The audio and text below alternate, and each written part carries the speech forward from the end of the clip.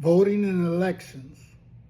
Do citizens vote according to their biases, or do they vote for the best candidate?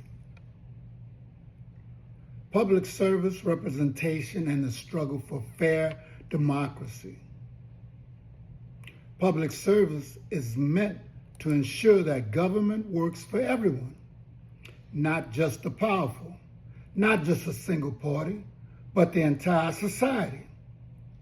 This principle rests on the belief that elected officials and institutions should focus on the common good, provide essential services like education, healthcare, and infrastructure, and protect the rights and freedoms of all citizens. Bipartisanship, or the willingness of opposing political parties, Republicans and Democrats supposedly, is central to this vision. By finding common ground, lawmakers can craft policies that reflect diverse perspectives and benefit a broader share of the public.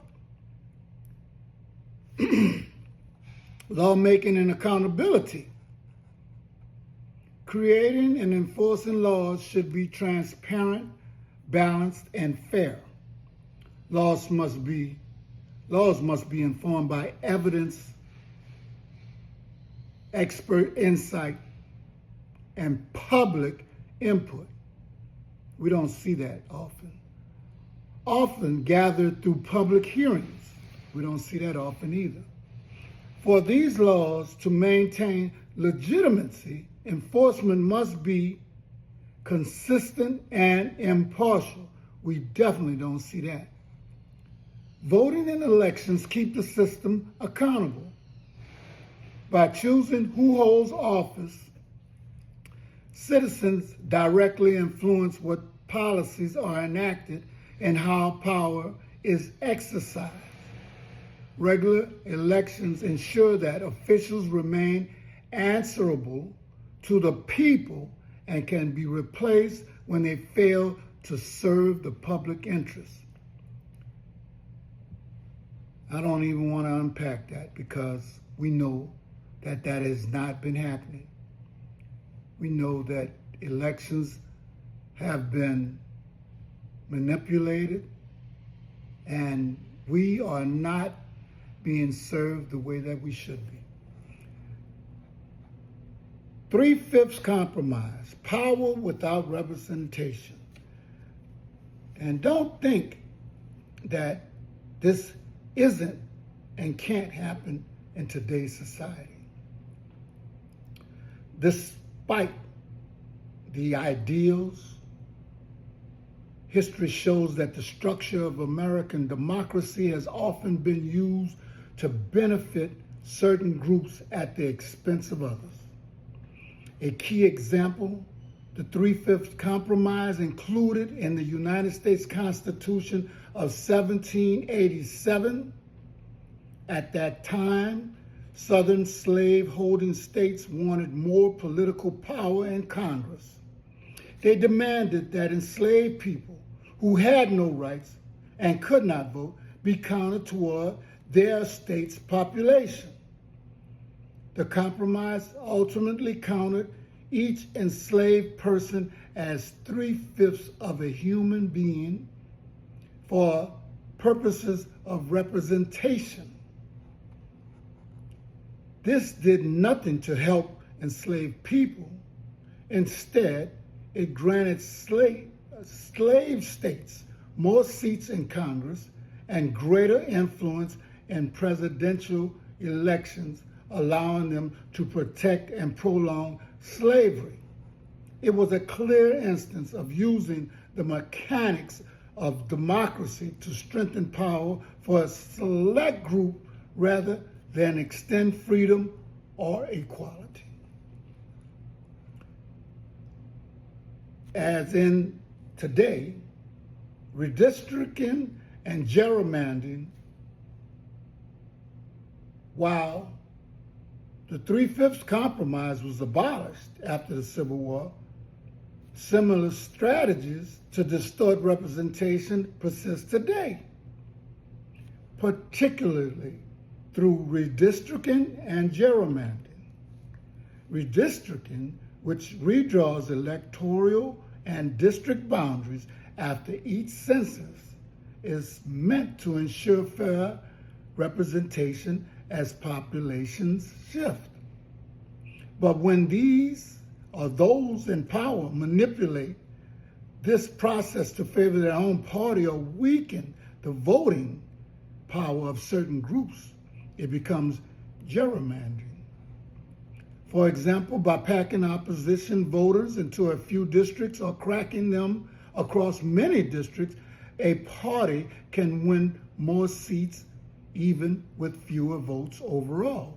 This practice undermines bipartisanship, skews laws to favor narrow interests, and erodes public trust in government.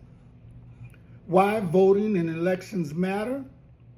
The purpose of voting in elections is to safeguard democracy by ensuring leaders derive authority from the people they serve.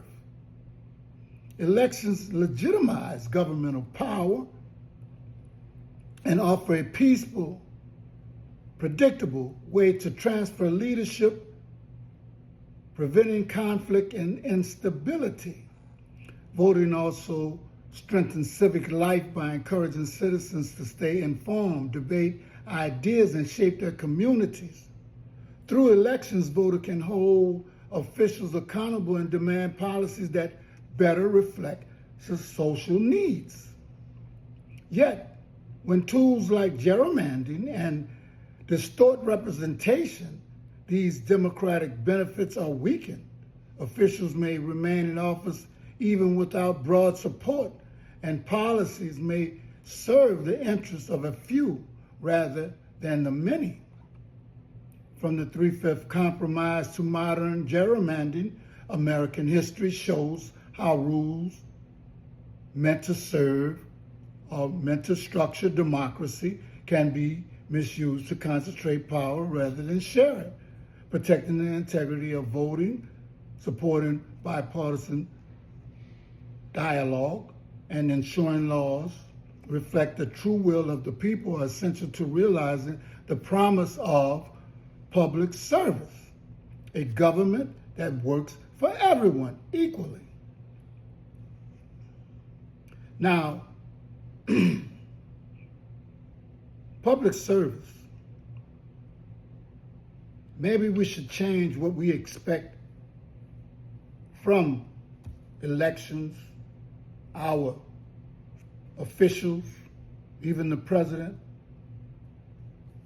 because all we are doing seems like is enabling a tyrant. Public service is supposed to be a truth-telling, not deception, and certainly not wrecking the public. It may be uncomfortable, but that's the part and that's the point, to serve. Do we elect people to serve us and instead serve them and their personal goals and support the status quo?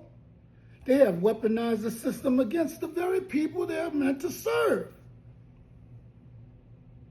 Leadership does not mean dodging half-truths and rehearsing talking points until they sound like they're honest enough to fool the people and their constituency.